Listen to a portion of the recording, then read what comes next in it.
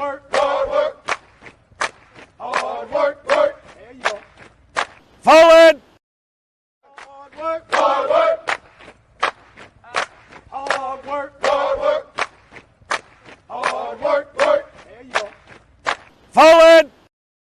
Hard work, hard work, hard work, hard work, hard work, work. There you go. Forward. Hard work, hard work, hard work. Fall in.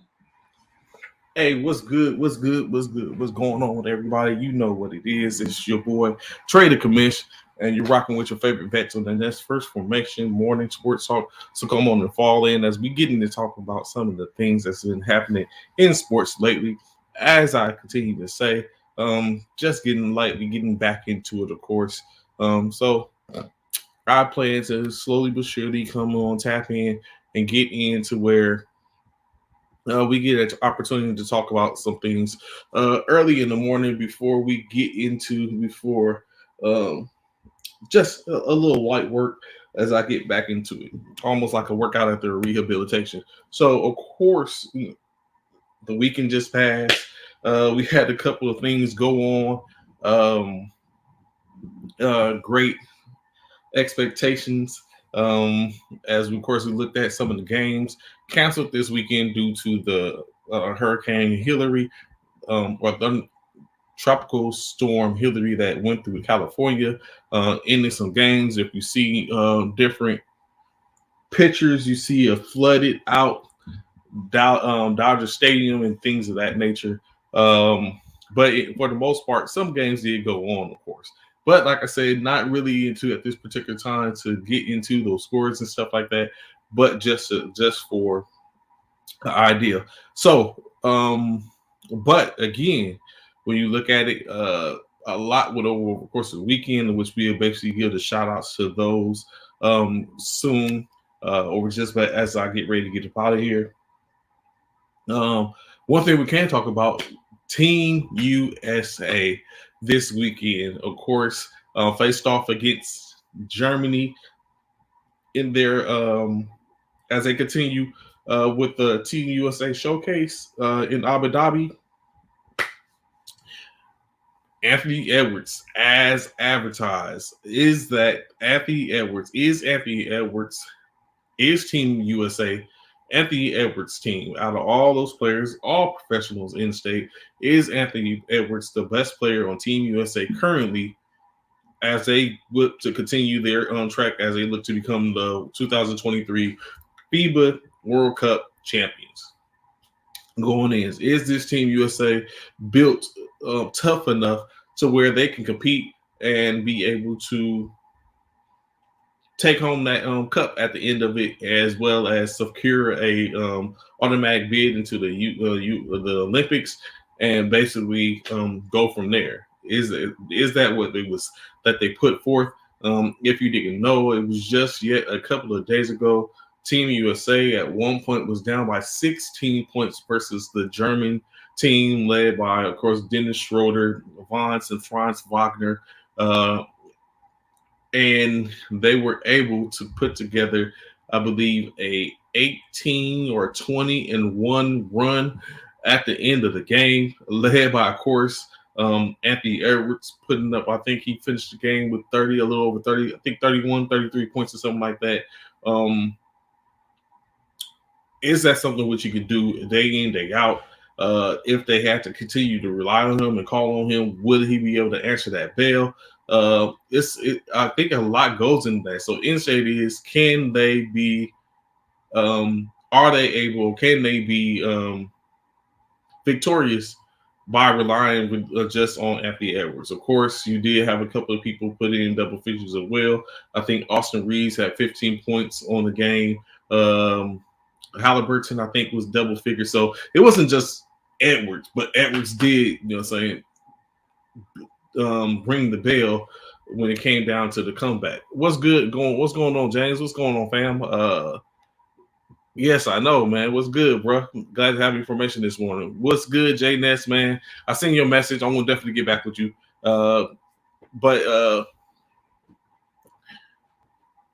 Yeah, is Team USA the team to be victorious for FIBA? Keep in mind FIBA. We know, or I very seriously doubt that Team USA is going to be that.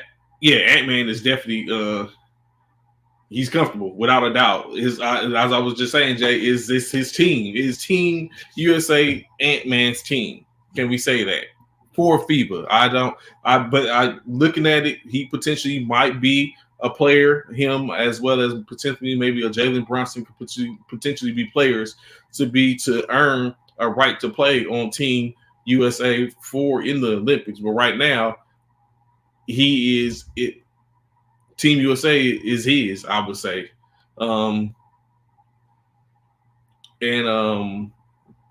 it's just one of those things. So, but definitely comfortable without a doubt. And then he has a different type of bravado. I think that bravado in which Anthony Edwards has is what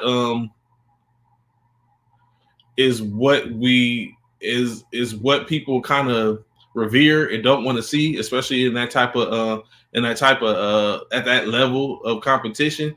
But it's his edge, and it's what makes him the player that he is. Jay says he'll think it's his team.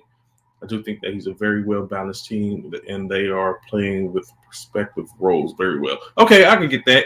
I think I derive that from the fact of does USA win versus Germany if Anthony Edwards doesn't turn up? Who else would have answered that bell if Anthony Edwards didn't? Like, was he called upon? Did Steve Curry was like, let's go? Does he answer that? What's good? The standing glad to see you formation with me this morning, brother. Does the team win? Is it going to? And James says no, he doesn't think so. Like, that's basically what we're looking at, and that's why that's what the derivative comes from me. So you know what, Jay? So I'm trying not to be a fanboy here. So Austin has the ability to. He's done it. He did it as a rookie. His end of the season when he dropped a 30-point triple-double going out the door for LA in his rookie season. But I don't know. Is that still in Austin? Like, what Anthony Edwards did is what we see him potentially do in games in Minnesota. Can Will Austin or Bridges or Jalen possibly? Is there anyone else who would have been willing to answer that bell or will answer the bell? And like you said, true enough, I think they are definitely it's a team put together with roles intact and simple, knowing who is or what is supposed to be, but who else is going to be that one to be like, okay, I got this. You know what I'm saying? If someone's like on Drumline, when he wouldn't take the helm, he's like, I got it, and went out there, you know what I'm saying, drum solo. So those type of things. Who is that outside of Anthony Edwards? I think Edwards is going to do it regardless. You ain't even got to ask. It's going to start to go that way until Steve Kerr wraps him up or whatever case like that. James says him stepping up was a difference maker. So but like I said, it remains to be seen. But I guess, like you said, in that shiny moment, Edwards was that dude. Team USA currently 5-0 in exhibition play going forth. They had, I ain't gonna say had scares. Germany gave them the biggest one, and basically where they were able to overcome that. They've had tight games or start out games that were tight with Puerto Rico. And so now they put 5-0 in exhibition play as they continue to gear up going into getting ready to go into FIBA play. So, but it's Team USA, that team, as I know Jay just said, they have roles. They're well defined. Is that something in which they can keep up, keep that same type of that velocity or the ascending, and then be able to continue to be like, yo, we are we are basically and secure that championship from the FIBA world. So interesting going forth. Very interesting. So another little tidbit of information over the course of the weekend or in or around. Lemon Pepper Lou, as a nickname he was given due to his affinity for wings, lemon pepper wings, in which it was alleged that he went to a certain gentleman spot to secure said wings. Okay, yeah, definitely. I do. Jaren Jackson is surprised me. Yes, you know what I'm saying. I think his role is different, Jay. I think his role is different, like you said, in which he's maybe putting more emphasis on the ability to change the game to be, let's say, quote unquote, a scorer on defense in a sense by protecting the paint and making it changing options. So definitely Anthony Edwards stepping up on the offensive end. Maybe JJ is going to be more the anchor or that same type of presence on the defensive end as best he can. That, I mean, of course, it's an effort. Everyone needs to do that. He can't just be the only one that's the dominant on defense, but he can be the most dominant on defense. And maybe that's where Jaren Jackson is going to basically go with. We all heard them talking trash as Anthony Edwards caught a body. And he told Jaren Jackson, "Don't jump, come on, jump. You the difference player of the year." So, you know what I'm saying, that type of stuff. So we're going to see that. I think I have gone for, at the beginning of this, I know a lot of people have a certain issue or something like that, or don't believe fully in this Team USA squad. I'm going on the record again. I think they will be victorious. They're going to run into a couple of bumps for the most part, but I do think they can be victorious. And that's going to be because I think they are a team that's put together evenly, as we said, even put together, should mesh well. Let's just hope. But what it comes is everyone needs to do their job and be impactful when they're in and when they're called upon. Banchero, I think, isn't doing much because of this.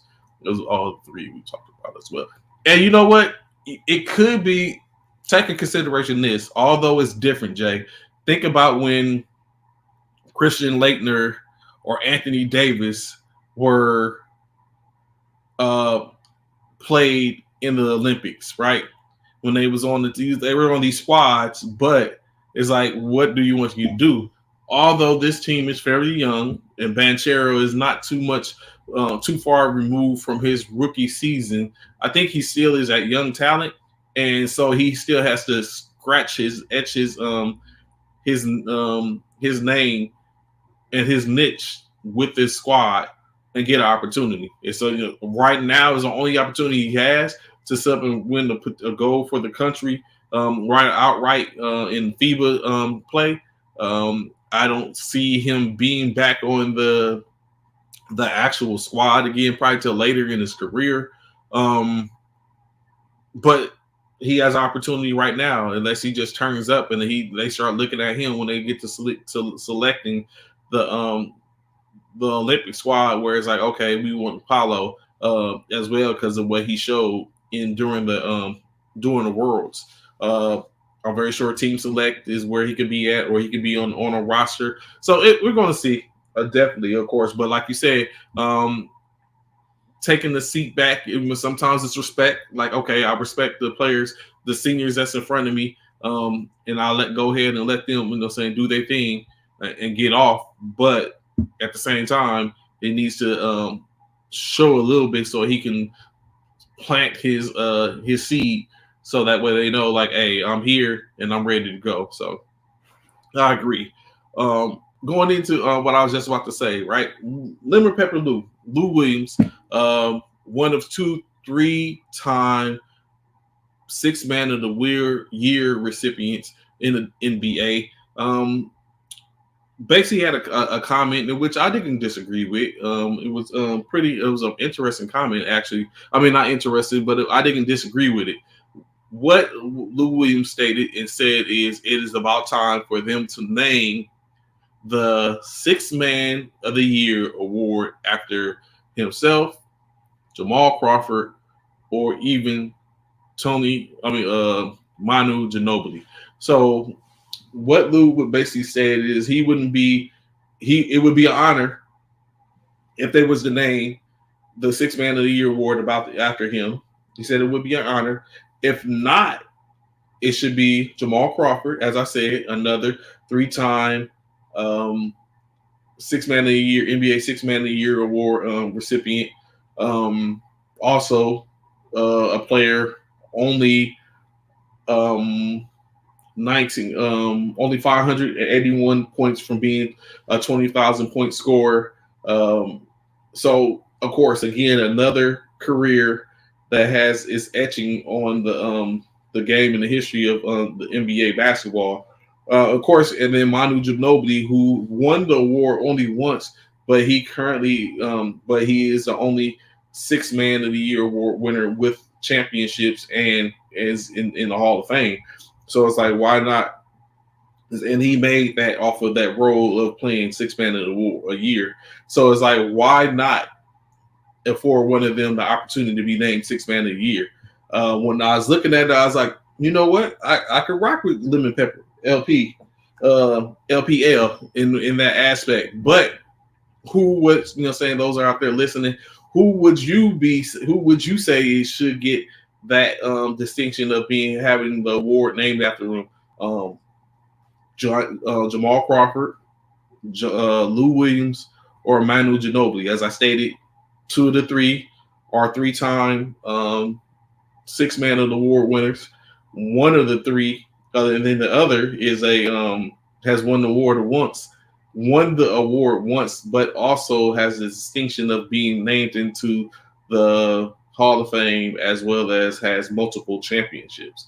But in any case, Lou said he's fine with either of them 3, himself or the other 2 recipients, to where he said is deserving of being that champion, being named, having an award named after him for the most part. Of course, but when you think of it, as other people out there, Kevin McHale, and the pioneers that could potentially.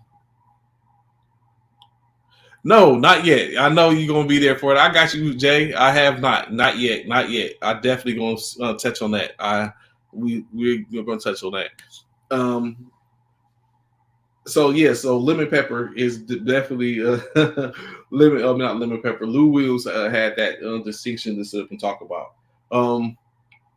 So a little shift, right? Quickly as I move fast and furiously through today's topics to get to some of the nitty gritty of what people want to hear and want to speak about. Right. First and foremost, shout out to the Washington Commanders, as last night they were able to do what no team has been able to do in over 8 years, and that is dispatch the Baltimore Ravens from winning another consecutive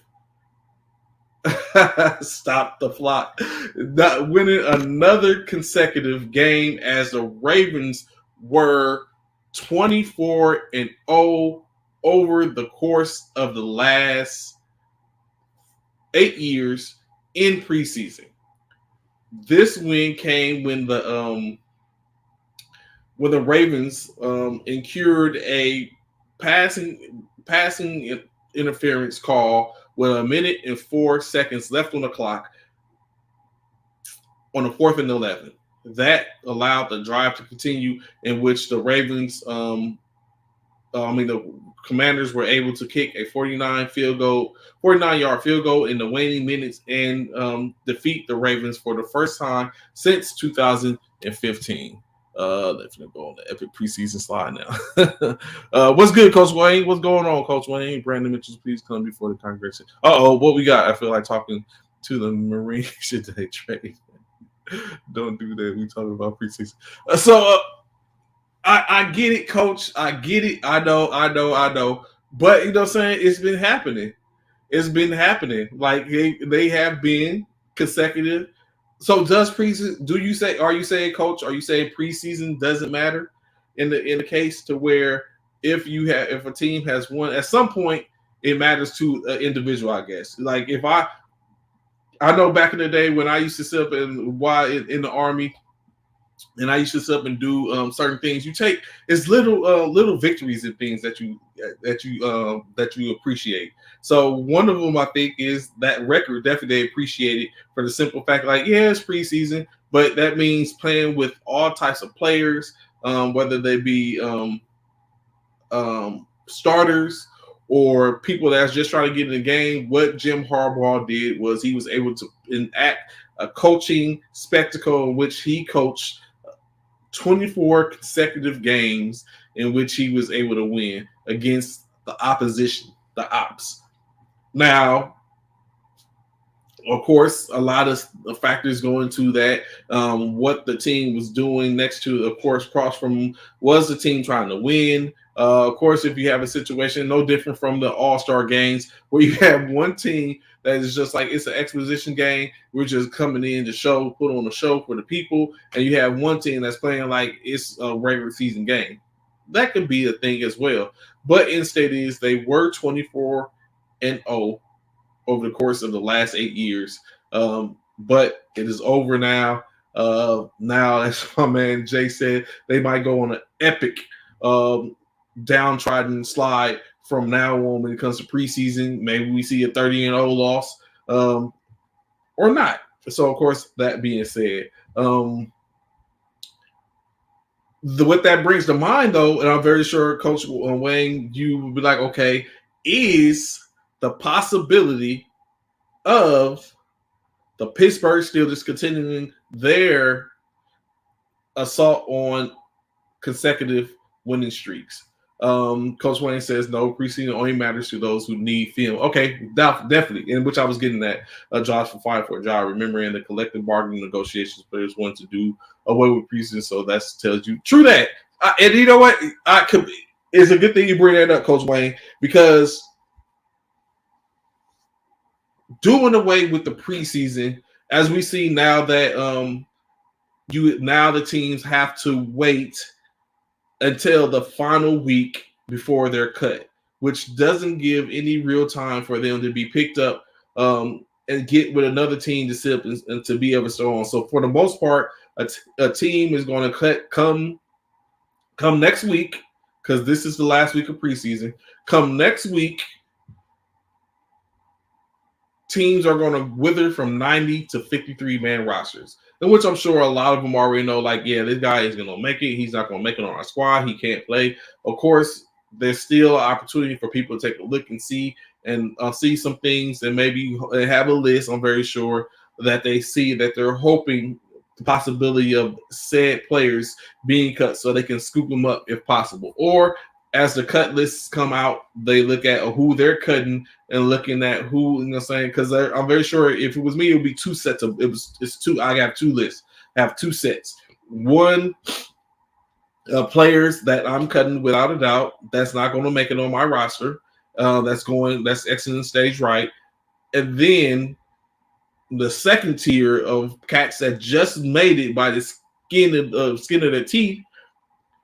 But if there's someone else out there, then I'm removing them as well, in the hopes of picking up someone else. And then, of course, my roster that basically comes together to make up my my practice squads, in which, of course, we know practice squads only have 12-man rosters, 12, 15-man rosters, and stuff of that nature. So Jay comments, same time you say players that need film, and established team plays their second and third stringers more than the unestablished teams. Correct. To me, it speaks to how well the team is coached and how much discipline the players have. And that's a good point, Jay, when you talk about, especially going back, speaking of on the Ravens. But in-state is, I think, usually it's probably the veterans, the players who are kind of solidified, that have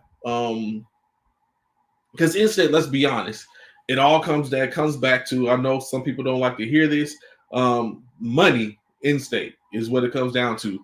So you got to think things of as I was watching bits and pieces of the Ravens game last night. What kept on coming up is the fact that Johnson is still getting an opportunity. He's played for a plethora over almost 20 teams over the course of his career.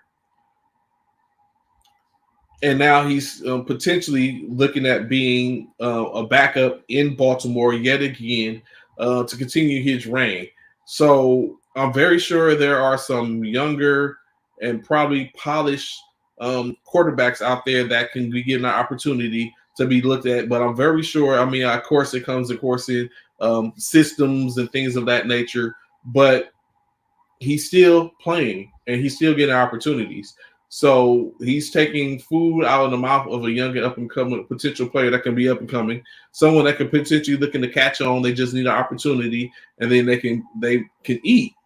We all saw it in Brock Purdy last year, drafted as Mr. Irrelevant, and basically now he's considered a franchise player for the San Francisco 49ers. So for the most part, everyone just needs opportunity to get a chance. And you know what I'm saying? Is he a whiteboard? Correct. And then that's what goes into it. Like, and that's one of the things. Like, even that brings up the fact of me looking at Udonis Haslem. Udonis Haslem saved from the Miami Heat's roster for so long. Wasn't getting any burn. He was just basically collecting a paycheck. Coach McCoy is a great quarterback player coach and can manage the game off the wing.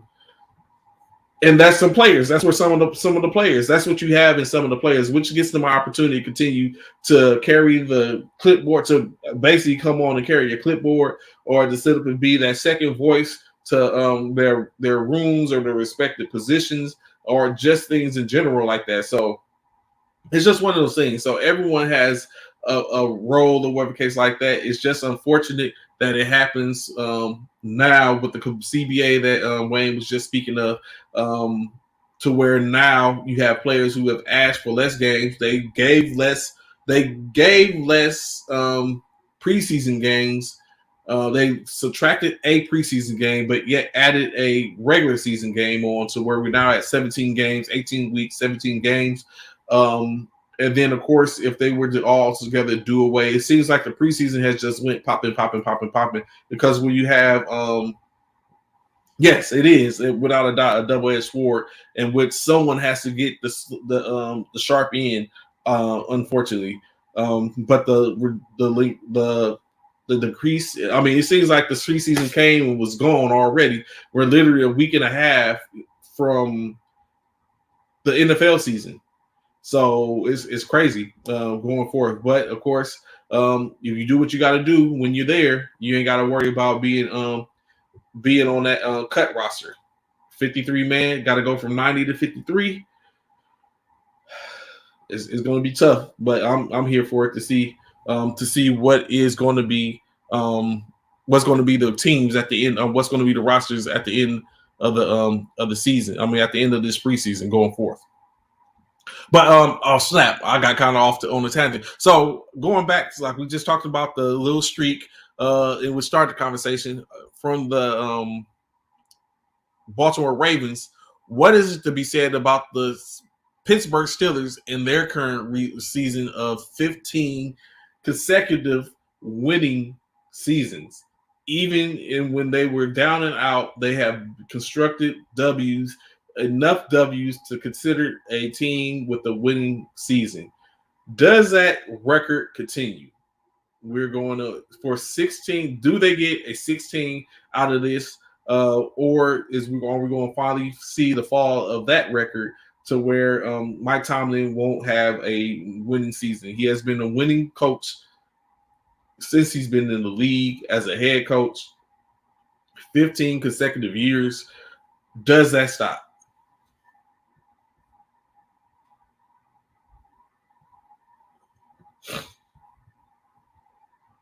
J-Net says that goes back to coaching. one of the best of our era, but undercover with it.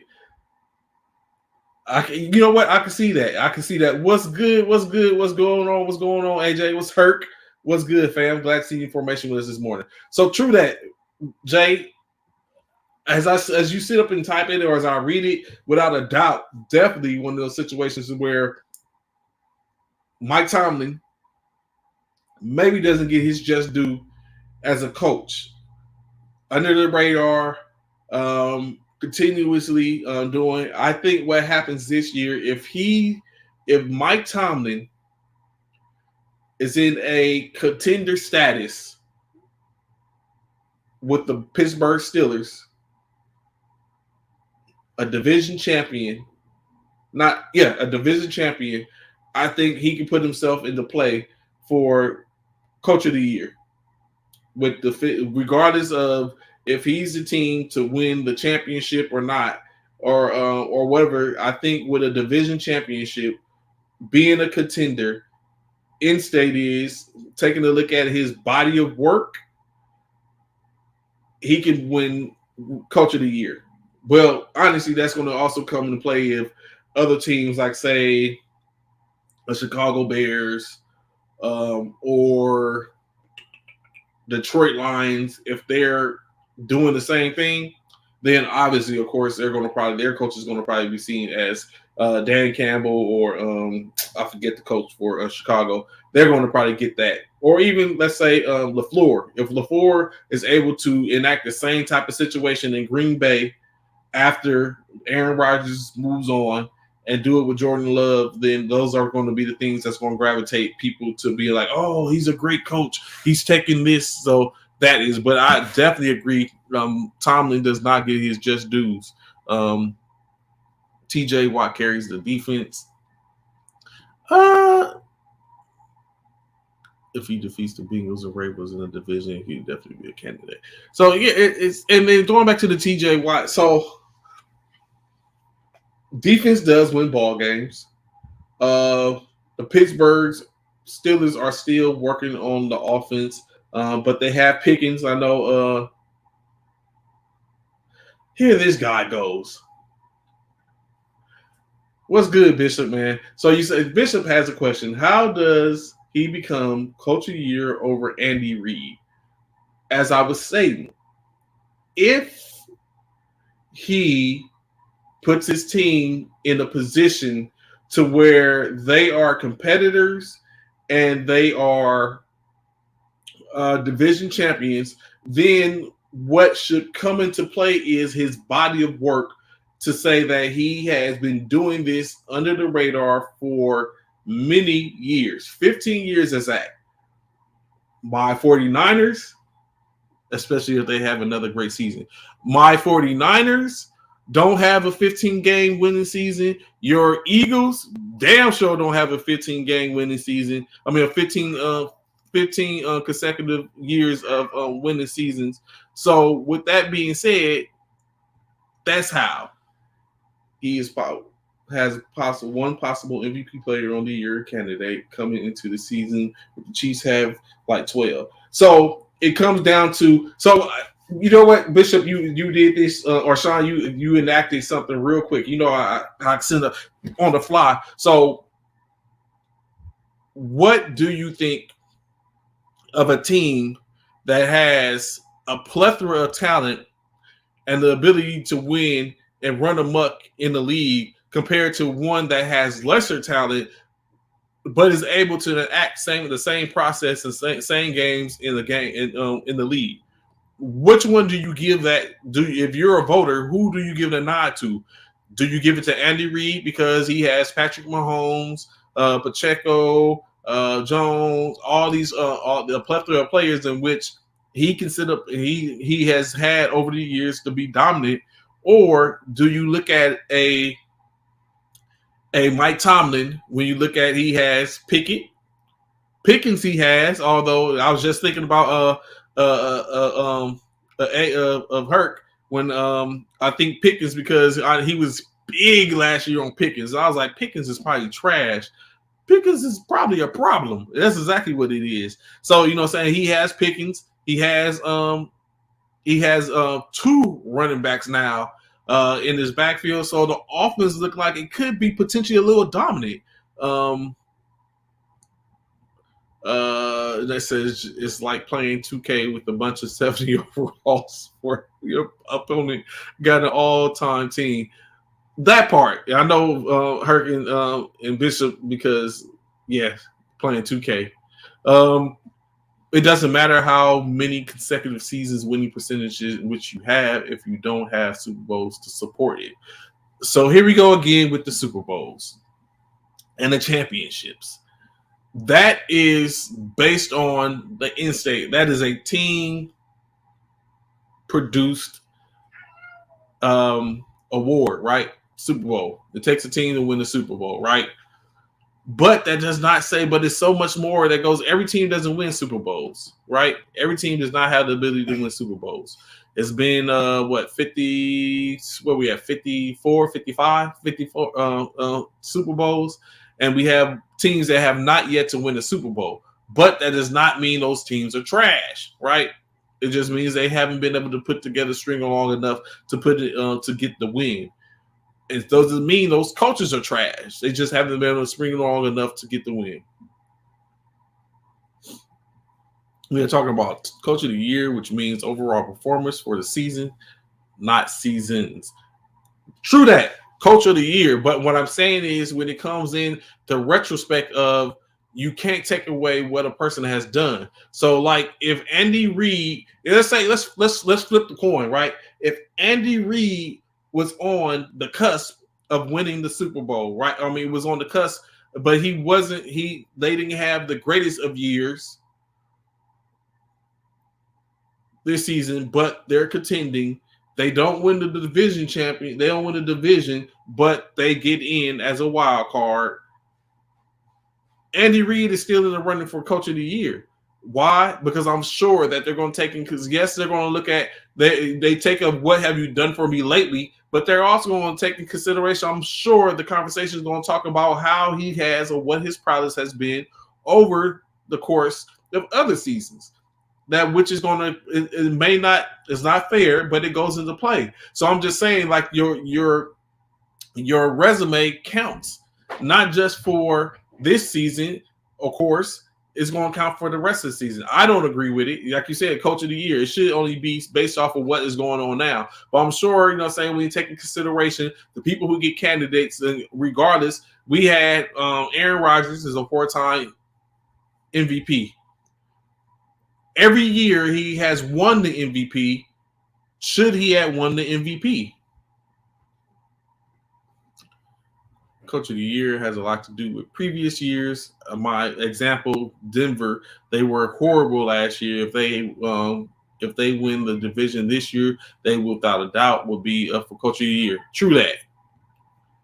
Tomlin will get in the Hall of Fame. True that. I do believe he would get in the Hall of Fame without a doubt. What we're talking about, the streak alone would get him in the Hall of Fame. Or am I a little off in saying that? But just like we've all heard, you've measured your most previous accomplishment seasons for a yearly award. So yes, he is without a doubt a Hall of Famer. I agree with that, and I think Jay Ness say he agrees with that as well. He is without a doubt a Hall of Famer. But I think that's going to give some weight if he's. All I'm saying is if he's close and he's in the running. Currently, he's going to get. That's going to give him some weight for the finally it's finally coming. Like finally, I can sit up and say I can get I can get a Coach of the Year. He's going to be a candidate, and he should be able to get in. I mean, he should be able to get a nod potentially. But like you said, you got Andy Reid.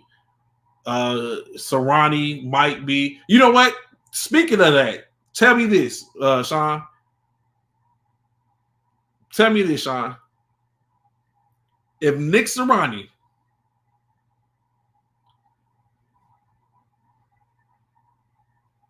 has a close season, right? Or let's say he runs it back, right? Philadelphia runs it back. Is Sirianni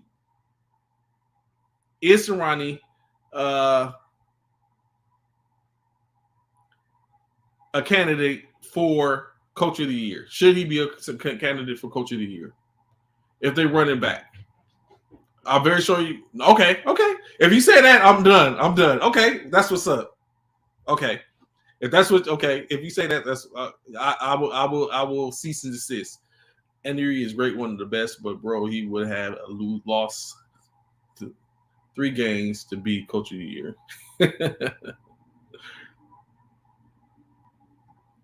Okay, the point I was making, Bishop kind of like Nixie. So all right, I got you, bro. We'll see. Season starts in a couple of weeks. What do if those is out there that's listening still? What, in your opinion, makes the Coach of the Year? Is it wins?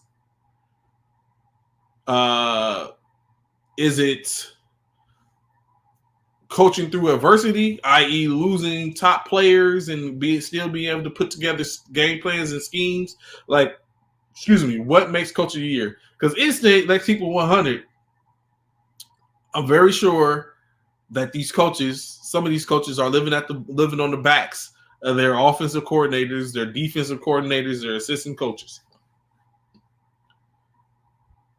But in any case, they still, you know what I'm saying, they still get the love and respect.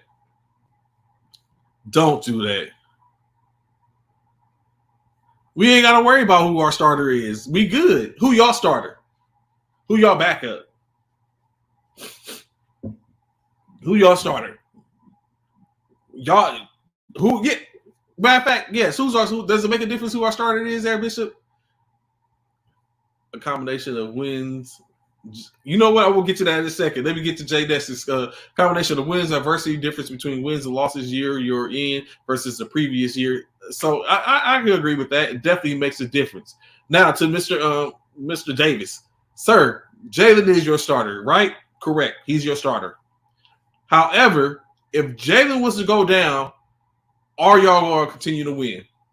Is Nick Sirianni going to be able to take the lack of players and be in adversity to put y'all in position to continue to win? I'll wait. However, in San Francisco, we have a plethora of players. I don't think it's a bad thing to have a position. You do not believe that. You do not believe that. Don't you even sit there. If you was on right now, you wouldn't even be able to have a straight face.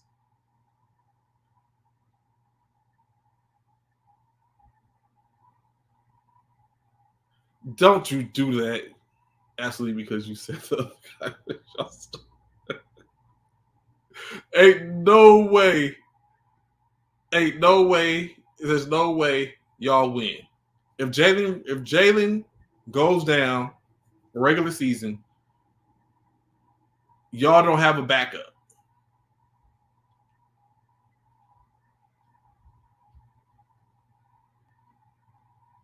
There's a starter, right?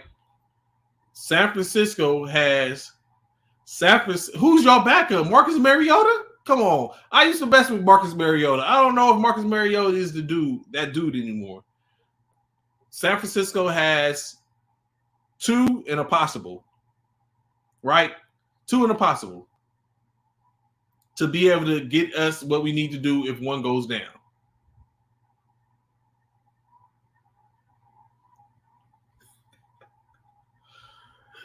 It's unfortunately, not unfortunately, the starter for the 49ers is most likely going to be Brock Purdy.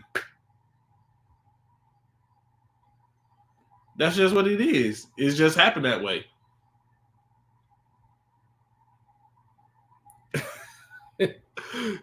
It's going to be so. Like, take this into consideration, right? I know everyone continues to talk about Trey, right? Trey Lance. Trey being Trey Lance.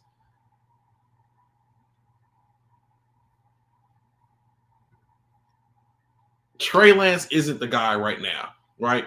Of course, they took him a little too early in the draft, maybe reached a little too much in which now he hasn't had an opportunity to really stake his claim. You got to go with what's hot for the most part. Brock Purdy had more experience coming out of college, and he showed it when he was given the opportunity. Let's just be honest. If Jimmy Garoppolo was still there, neither one of them would be going right now. But of course, because they pay a king's ransom to get Trey, they have to do something to save face. Trey Lance wasn't expected to come in and sit behind anybody. He was expected to come in to be the face of the organization. They tried it last year. He went out in the second game with an injury, and now that afforded Jimmy Garoppolo a chance to play himself into a starting position on another organization. Regardless, that was going to happen. But then it put forth the effort towards like, oh, wow, we have something in Brock Purdy. And so that's basically what it came out to be. There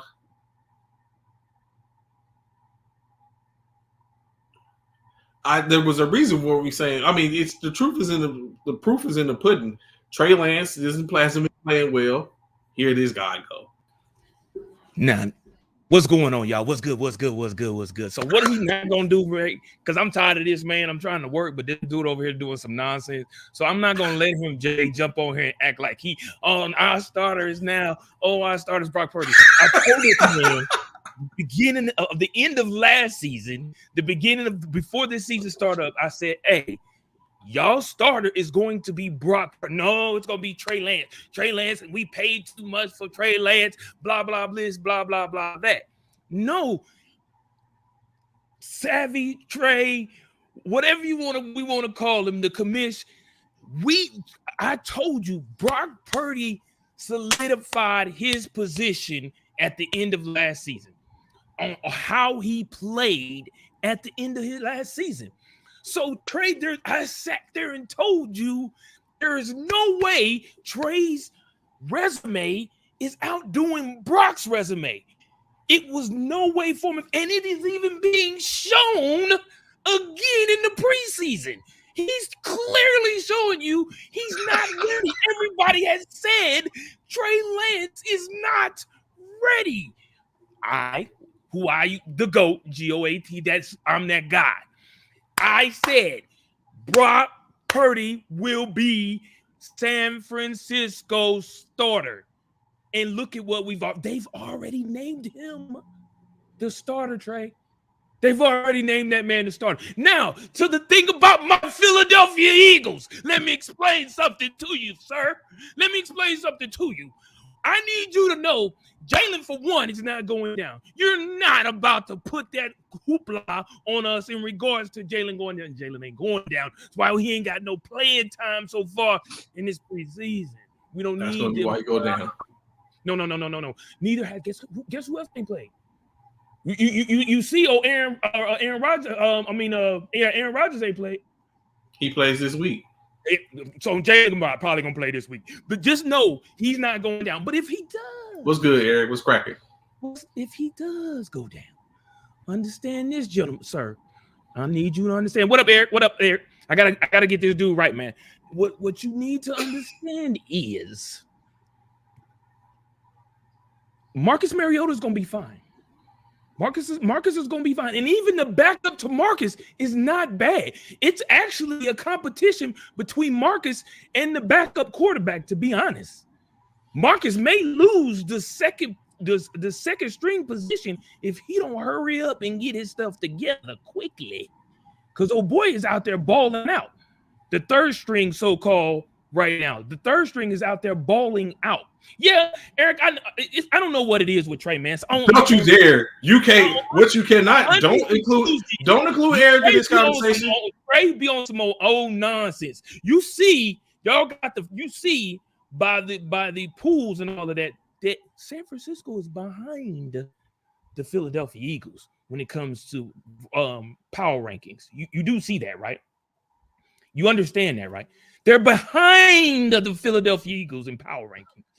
So I need you to understand this, sir. I need you to understand this. Did you see who the peers of the NFL chose who the top 5 people were? You know Jalen Hurts was in the top 5, right? You do know that. I believe Jalen Hurts deserves that. I'm Okay. not so. I believe he deserves that. Absolutely. Absolutely. Yeah, I don't. So I give the credit where the credit is due. And Really, Wayne? what he say? Purdy. If you think Purdy or Sam Howell are legit starters that will take you to a Super Bowl, you're misinformed. Purdy has a good run, much like Brissett had that found him back on the bench. Much like Cooper Rush, they found him back on the bench. This happens, and y'all fall into the same. No, dude. The fact of the matter is, you can say that all you want to, Wayne. Brock Purdy. The only reason Brock Purdy didn't get to the Super Bowl this year is because of us. Because if they had not faced us in Philadelphia in our defense, Y'all could have beat y'all. The injury is what defeated us. What you could have did, what you did is two different things. Let's get an understanding. What you could have did and what you did is two different things. But if they had not have faced us, it was a great chance for them to make the Super Bowl with Brock Purdy. Without question. This man, he won 8 games for them. 8 games. Come on, man. Brissett damn sure ain't did nothing of the sort. Cooper Rush didn't do nothing of the sort. So Did Cooper Rush beat y'all? He did. So don't put Cooper Rush and Brissett in the same boat as Purdy. Don't do that. So Purdy is balling out right now. He's still playing. His injury was more recent than Trey's, and he's still balling out. Like, if you ask this Trey right here that I'm across from, he said Brock Purdy wasn't going to even be back in time. But look at him. He on the field. This is what we have seen. Man. What we have seen over the course of throughout the courses of the years is whenever a player starts out hot, right? Whenever a player starts out hot, what happens is no one has to tape to watch him. Brock Purdy started out hot. We didn't need tape. Trey Lance, no one has, slowly but surely, definitely had no tape on him because we barely had I don't even know how we made that pick, but we made the pick, and I had to go with the pick. But so Trey Lance is expected to start out hot. So Colin Kaepernick started out hot. No tape. No one knows how to defend this person because there's no tape. That don't work with everybody, bro. Because you naming all these people, but let me counteract that. Let me be devil's advocate. Who has started out hot that people was able to knock off? I'm about to tell you. Hold on. Robert Griffin started out hot. No one can stop him. Hold on, but okay, I get that. But you have. Let me tell you people that. Since you naming people that they didn't have tape and didn't came back and didn't do nothing. Let's talk about it. Okay. Lamar Jackson. Everybody got tape on Lamar Jackson. People got tape on Lamar Jackson from college. Yeah, but when he starts, but it's different once you get to Lamar the Jackson's still doing his thing. He's still doing his thing. If he can stay healthy, yes, he's still doing his thing. Lamar Jackson is 1. 2, Jalen Hurts. They had tape on him from last year, and look what he did. Yeah, but he's so. When you say "but," that means that's where you can't go. You can't do the butt. You can't do the butt. Can't do the butt. Can't do the butt. Can't do the butt. And then if we're really looking at that, everybody got tape on Tom Brady and they still can't stop him. So what makes the difference is, once again, the coaching aspect of it, where your coach is able to take those skills and put it into where it's like it works within your system. So those became systems. They made a system that around that person that's up and make it work. So initially, that's what I'm saying is it's going to be hard. Like Jordan Love is going to be productive initially because there's no real tape on Jordan Love. He played 50 years of football, and it got numerous tapes on him. He still did what he did. Went to a whole nother. And they knew what to do to stop him. It's just that he was a good player. How did they know what to do to stop him? And he still won the Super Bowl. For one, you knew if you hit Tom Brady. Hold on, what's the excuse for Patrick Mahomes? Because you got tape on him. He's next. He's going to be stopped. How many Super Bowls? How many times has Patrick Mahomes been to the Super Bowl? He's 3. 3. How many Super Bowl wins does he have? 2. How many times has he been to the AFC Championship? I don't know how many times he's been to that, but the facts of the matter is, you got. He's been so. Yeah, exactly. And with that tape, with that tape, they have been someone has been able to be successful to stop him. Tom Brady has 7 Super Bowls, but he's been to the Super Bowl more than 7 times. 6 with New England and 1 with Tampa Bay. Yeah, he's been to the Super Bowl 7 times, right? So he's been more than that. Yeah, he's been more than that. So he's been stopped. So someone figured out how to stop him. But this is the thing, though. I get that, but you're not going to win every championship. You're not realistic. Yeah, you're not. That's not realistic. But for a person to win 7, for you to win 7, and you got tape on him, and you still can't stop him. He has more Super Bowl wins than he has losses. So correct. You really haven't done it. So you really haven't done it. And so from what I'm looking at, and when I take at that is what it's not like every team in which Tom Brady has played and won, he wasn't running it back with the same team. Once you bring in a different dynamic to the team, then you change the dynamic of what you was last year. You play on certain parts of it and then other parts. So every time I get a quote unquote a weapon like San Francisco, let's be honest, Christian McCaffrey changed the dynamic of San Francisco. So yes, if we didn't have Christian McCaffrey, y'all wouldn't have been where y'all were. Brock Purdy, Jimmy Garoppolo would have been nothing anyone could have did with our team for the most part. Christian McCaffrey changed the dynamic. So now you have with Christian McCaffrey has a full year of planning to being game planned into the system. Now we're going to look and see what is the team going to be like with Brock Purdy. Honestly, I believe that if Jimmy Garoppolo was healthy, he could have did what Brock Purdy did. Jimmy Garoppolo, if healthy, he could have did exactly what Brock Purdy did. Exactly. So even we wouldn't. So even let's take it back a little bit. If Jimmy Garoppolo was still in San Francisco and was healthy, Brock Purdy would be a backup. I don't see Brock Purdy. I don't think Brock Purdy gets even with what he did last year. If Jimmy Garoppolo was coming back, why? Jimmy Garoppolo is better than Brock Purdy. You said Trey Lance was better than Brock Purdy. No, I never said that. Yes, you. Oh my God! I don't know about that. Did I say that? Yes, you did. Yes, you did. You said Trey Lance was better than Brock Purdy. And Trey Lance is a different dynamic than Brock Purdy because Trey Lance can move, but Trey Lance can't. Yeah, they're two different type of quarterbacks. But I definitely don't agree with you. You know what? Even if I didn't say it, Eric was going to say I said it anyway. No, bro. Yes, you did. Eric was going to say that. I said that regardless. Thank you, Eric. So this is the thing. I don't agree with you in regards to Brock Purdy. If Garoppolo was still in San Francisco, that Garoppolo would have had the starting position.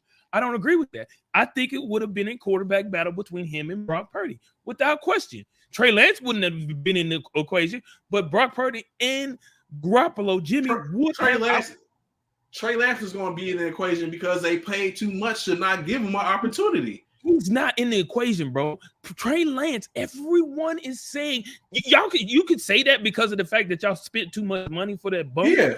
But when it's all said and done, every sports announcer is saying Trey Lance is not ready. He's not. You can see it. You can see it. And I said, no, you couldn't see it. I said you could see it. Like, I wasn't going to come out and say it. I wasn't going to come out and say it like that. I'm not going to drag my team. He had a 4-3 or 4-2. He still hasn't had enough time. But that's what like you said, it's unfortunate. He's not going to get the time because he has people in place. It would be silly to sit up and give Trey Lance the opportunity to try to make his bones when you got a Brock Purdy that just quarterbacks you to. I don't agree with that, Jay. I do not.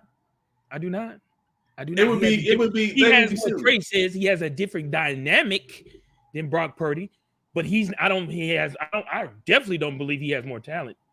I don't, because what are you basing talent on?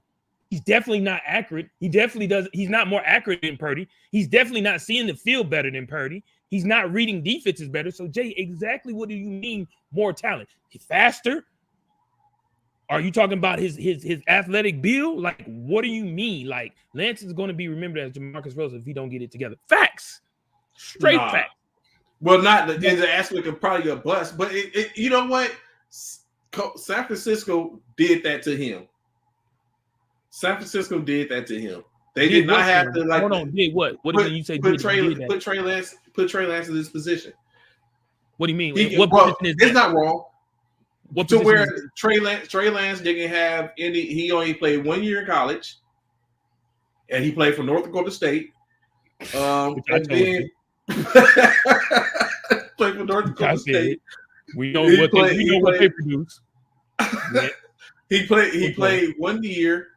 Then he had the COVID year, and then he was drafted by all that capital that we gave up to get him. I thought we was going after Justin Fields, honestly, but of course we had Trey Lance. So obviously there was something that that Shanahan seen in Trey Lance that they was like we can play with based upon our squad. So now what happened is we saying all that stuff comes together. We ain't got no choice now. You know what I'm saying? He has to move on, but it's not to be seen that Brock Purdy is like on that pedestal right now. But who's to say that Brock Purdy's that dude? Honestly, he looks like that dude.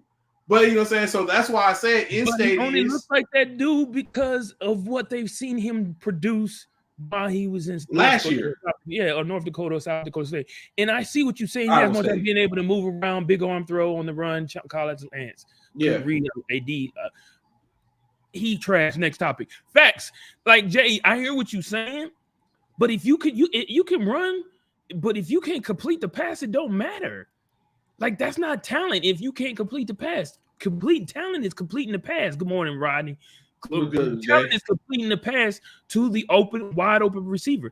You can run all day, all over the field. You could be that type of runner, but that's what's good about Patrick Mahomes. He's that guy. He's the guy that when he gets out the pocket, he's just as dangerous outside the pocket as he is in. He will flick a ball.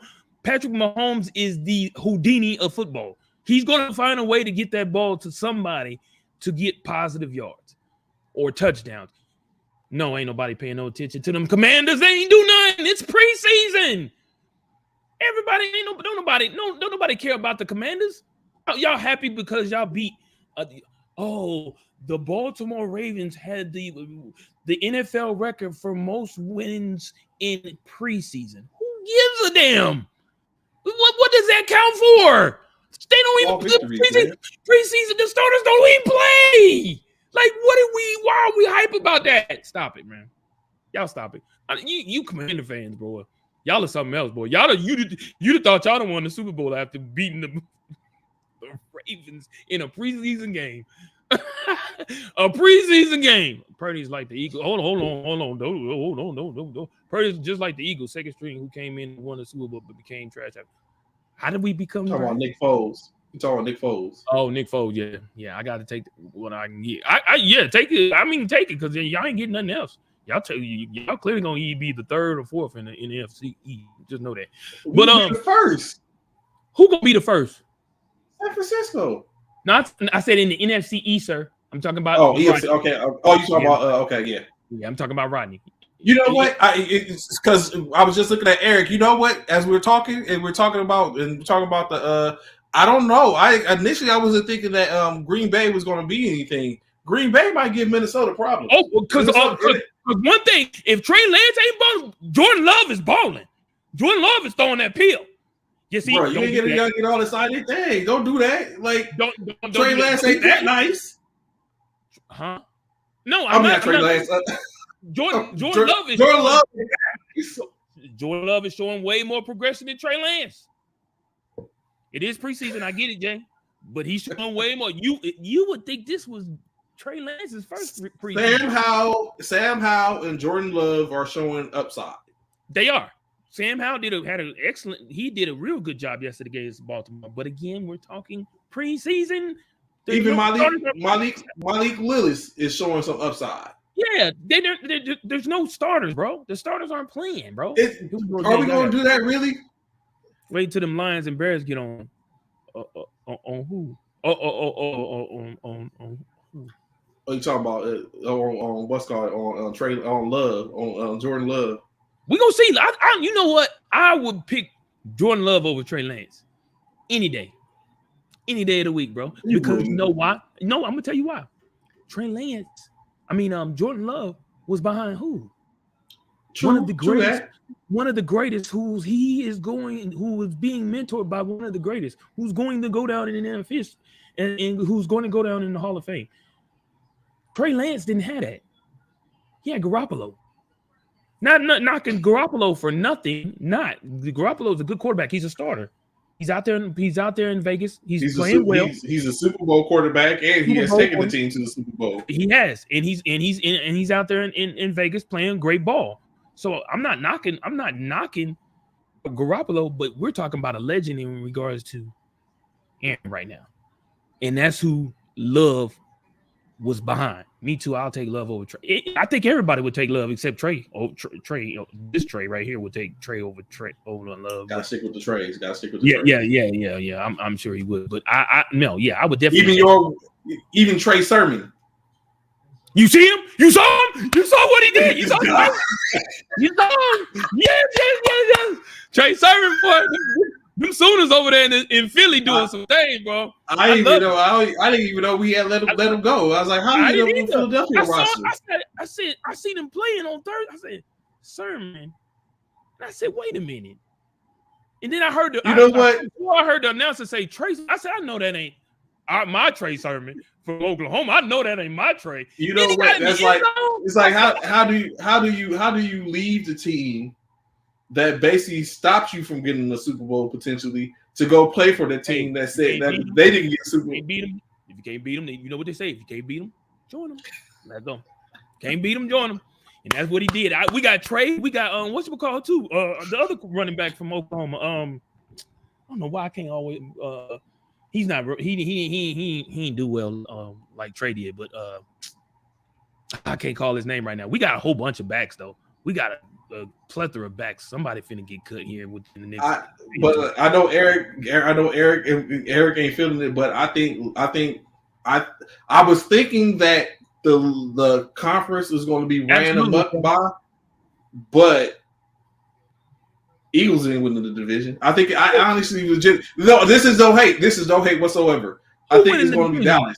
I think it's Dallas going to win the division. Man, if you don't get out your man, here this dude go with the not. I think Dallas is winning y'all division. Hold on, Trey. Why? What gives you the inkling? Yeah, that's what I say, Jay. What gives you the inkling that Dallas is going to win the division? They are going to be under the radar because everyone's flying high on the Eagles. Everyone's flying high on the Eagles. Everyone is coming out. I think Dallas is going to chip away at the division. No. I think y'all gonna go. Dallas. They haven't changed anything. I think y'all gonna have. Sure, they did. They brought in Sean Gilmore. They brought in Trey Brandon Cooks. Like there was nothing wrong with Dallas's D. It was their offense. What are they gonna do? They still got Dak. That's their issue. It was never Dallas's D. It was their offense. So what I definitely, but they definitely win. Thank you, Eric. I don't know. He did do here, man. This day, please, August 22nd. Say it. Speak on it. The Dallas Cowboys. I am stating. We can hear this now because I don't know about that. Eric, make sure you hear this because he'll be talking about later. Did I say that? I remember that. I don't remember that, but I'm saying right now. On this day, right now, as I see it, the Dallas Cowboys are going to win the division. Boy, I hope you ain't a big man. Now, what I would think is, I think they're both going to go 5-1. Who going to go 5-1? Dallas in your division. But what I think is, y'all going to go 4-2. Both Dallas and the Eagles are going to go 5-2, 4-2. And Dallas is going to get the edge. You're going to win the division. How are we going to go 4-2? Who we going to lose? Correction. I'm sorry. Y'all going to lose to Dallas? We play them twice. Yeah, y'all going to split. Okay. And then who else we losing to? Okay, not 4-2. I'm sorry, not 4. Is it 4-2? Yeah, 4-2. 4-2. Y'all going to go 4-2. Who else we y'all going to lose to? Y'all going to lose to Dallas and who else? I know y'all going to lose to Washington. Stop it, bro. Bro, if you don't stop it, bro. And y'all gonna have 2 close games. Y'all gonna have 2 close games with the Giants. No, we're not. Not even close, bro. If you don't quit this, man. Hey, you not here for this. You not here for this because I want to get him tested. I want to get him tested because this is nonsense, bro. There's no way. Matter of fact, we're gonna sweep Dallas this year. We went 1-1 last year. We sweeping Dallas this year. Really, you said really? That's what we're doing. We sweeping Dallas this year. Matter of fact, we sweeping the division. We sweeping our division. The NFCs, we ain't losing to nobody. That is not happening. We're not losing to nobody. We're not losing to y'all not going to be as potent as y'all was last year. You know what? I tell you this. Okay, I will tell you this. Me why we not, Trey.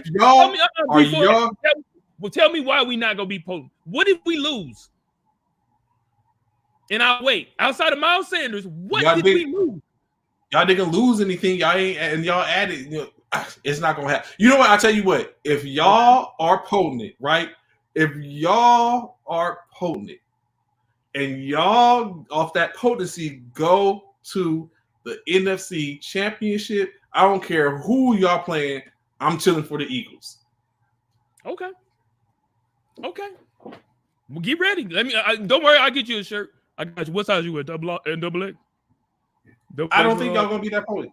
Double X. I don't think y'all that potent. I know, Eric. He just trying to make conversation. I get it. Just wait. I get it. First formation. Stay tuned. I believe y'all. I believe in USC more than I do y'all. The only way what you say right now, Trey, could possibly come true, God forbid, is if Jalen Hurts go down. That's the only way that's going to come true. That's the only way. Other than that, that's not happening, bro. We didn't lose anything on offense. We didn't lose. Didn't. So how y'all added what's his name from Detroit, and if I was about to say y'all didn't lose anything, y'all didn't add anything. Y'all added Swift. We added Is Swift better than Eric Sermon? Or Trey Sermon? Is Swift not better? Trey Sermon. The other running back from DeAndre Swift and God, what's that other dude name? The other week I had 2 running backs. Remember, it wasn't Trey Sermon, not him. The other one. Did y'all get better in the running back room with the loss of Mike Sanders? I don't know. I gotta see. I don't know. DeAndre Swift. I feel like he's right there with Miles Sanders. I feel like that was an even trade to me. I didn't understand the switch off, maybe because it's cheaper. It was cheaper to get Swift. I don't know, but I will have to see. We'll have to see, man. We'll have to see. But I truly believe we lost nothing, and we definitely gonna be better through the air, Jay, without question, bro. No one's stopping that tandem, man. No one's stopping that tandem. No one, bro. Who's your first game of the season? Brown, let me let you know, bro. Let me get that for you real quick, because I think no, is it y'all? No, it's not us. Y'all don't want those problems. We got Pittsburgh the first game of the season. Y'all, there's no way y'all would be problems for us. You know what? I swear we should go to the Philly game. When is the Philly game? It's in December. There's no way. So we got a preseason game again this Thursday. Y'all get to see Jalen, but our first game is against the Patriots, September the 10th. Vikings. Oh, Eric, and we got them. Yeah, there it is, Eric. We got the Vikings week 2, baby. Let go. So pick this out, right? And we presumably got right after that. To a degree, and then the Vikings after that. To a small degree, y'all are running back the same schedule that y'all played last year because y'all playing the number 1 team from that off conference. So that's how you got San Francisco. That's how you got San Francisco. That's how you got Philadelphia. That's how y'all got Minnesota. So it's I don't know, man. We're not losing to the Patriots. We're beating the Vikings at home. We're going on the road. We're gonna take care of the Bucks. We definitely gonna beat the Commanders at home. We're playing at home. The Commanders are not beating us at home, bro. Then we go on the road. We play the Rams. That might be one of our hardest games right there. Is the Rams on the 8th of October. Then we go see Aaron out in New Jersey. We beat the Jets. That might be Miami a loss. comes. Miami comes to Philly. We know we tearing Tua out the front. Y'all might beat them. Yeah, y'all might beat them. We go to Washington. We're gonna beat the Commanders at home. We play the Cowboys at home in Philly. Definitely a dub. Now, this is a get back game. This is another big game for us because we got the Chiefs on November the 20th in Arrowhead. But this is get back because it was the Super Bowl. That's a get back game. So we're probably gonna get that one. We're gonna try to get that one. Then we got the Bills, but we got the Bills at home, which is key. Big game for us. Bills at home. Oh, then guess what? Them 49ers coming to Lincoln Financial. Yeah, they coming to Lincoln. That's another dub. Then we got the Cowboys in Jerry's World. They could possibly pull a win. We ain't worried about Seattle. We going to Seattle. We not worried about them at all. Yeah, that might be a win. The Giants come see us in Philly. Then we got the Cardinals come see us in Philly. Then we go see the Giants to close out the season, bro. So y'all got the Giants late. Y'all got the Giants late in the season. That's our last fight. That's our last game, and it's the that's our last game, and it's an away game in New York. Bro, we could practically run it back what we ran back last. No, y'all can't practically run it back. I hear. Right now, so Philly, I hear 2, 3, potential losses. Four. That's 4. I'm gonna give y'all the Rams because we playing in LA. So 4-1, 4, 5, 6. I think y'all beat 7, the Rams. 8. We might be 8-2 because we go to Arrowhead. So depending if we lose and we go in the area, but that would be 2. That's 8. 8-2. 8. 9 against the Bills. We win at home. So that's 9. 49ers is not beating us at home. That's 10. The Cowboys, we might win. So that's 10-3. Seahawks, we beat on the road, 11-3. The Giants, we beating at home, 12-3. The Cardinals, we beating at home, 13-3. And then the Giants on the road, that's 14-3 again, bro. That's the repeat. So, bro, come on, man. What's a guarantee is that y'all can potentially split in your division. So that could be a potential. That could be Dallas. Who else we splitting with? I think y'all can split with your whole division. We is not splitting. Y'all can potentially split. Y'all can potentially split with your whole division. That's 3 potential losses. Y'all can potentially Kansas City. That's a 4th potential loss. I don't think y'all losing to Los Angeles. I just don't think that. I don't think so. Like I said, Kansas City is a potential loss. Where do y'all play Minnesota at? At home. Okay, I don't think y'all gonna lose to Minnesota at home. San Francisco is a potential loss. At home? You out your rabbit? What? You talking about a top tier team in the league, bro? Not just in the conference, in the league. Playing in Lincoln. I get it. Lincoln. Trey, just the thing.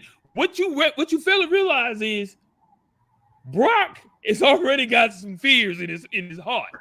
His heart is already pumping. I'm not being disrespectful, Eric. I'm just saying. Brock is already scared. Brock is already nervous, bro. Brock is nervous. See, if I just think y'all could potentially lose through 3 games in your conference. Y'all could potentially lose to Kansas City. Hey, Barkley cannot beat us by himself. He cannot. He's not. He cannot. Barkley's not gonna be able to do it by himself. He's not. Okay. He's not gonna be able to do it by himself. They sweeping Washington. Yes, we are. Thank you, Jay. That we are sweeping Washington. Thank you. We are sweeping Washington, and we sweeping the Giants. Barkley ain't gonna be able to do it by himself, bro. He's not. I don't think y'all sweeping Washington. I can give you the Giants potentially. I think y'all gonna split with Washington. I think y'all gonna split with the Dallas. Thank you, Jay. Thank you, Jay. I don't know what he's thinking, bro. Lincoln Financial, you think they're gonna come to Lincoln and get a dub? You're crazy. You're crazy. That's not going to happen, bro. That's not. All I'm gonna say is, I'm gonna say this now. Y'all heard it here first, 22 August. Hassan Reddick. That's all I'm gonna say. Hassan Reddick. That's it. That's it. I tried to tell Trey about that guy last time, and he didn't want to listen. Hassan Reddick. That's all I'm gonna say. Brock Purdy's gonna have nightmares. Hassan Reddick. And it's the 4th game of the season. Ooh. It's early. Oh boy, the 49ers ain't ready for that, bro. They ain't ready for that. Now let's look at this 49ers schedule though. Let's look at this.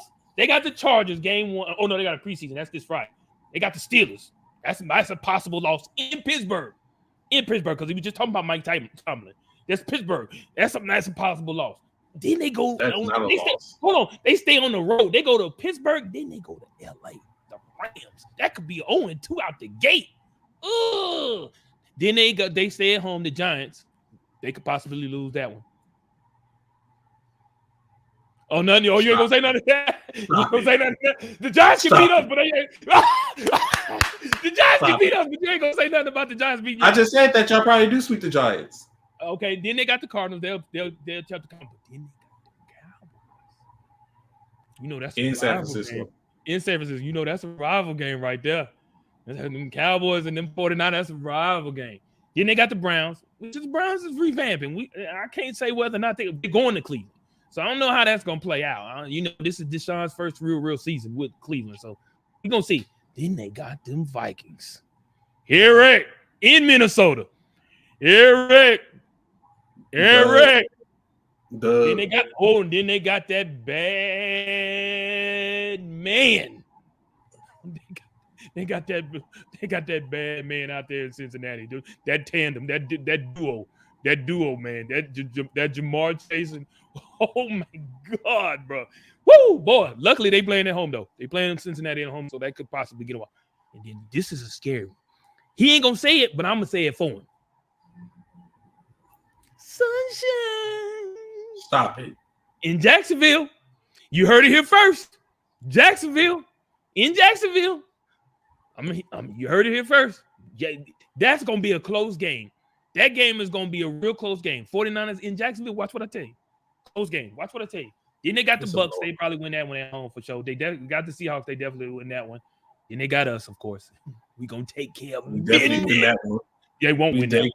Y'all will not win that one. They on the road. Y'all not winning that one. They will. Then they got the Seahawks again, so they'll win that one. They got the Cardinals again. They probably win that one too, because they even though they play in the Cardinals, then they got them Baltimore Ravens and Lamar Jackson. And that boy, they added a weapon over there to Lamar's. He real quiet, Eric. You see that too, huh? Then they added a weapon over there to Lamar's wide receiver core. Oh, that boy is nice. Oh, that boy nice over there. Oh boy, yeah. Then they got the Commanders. They'll lose that one.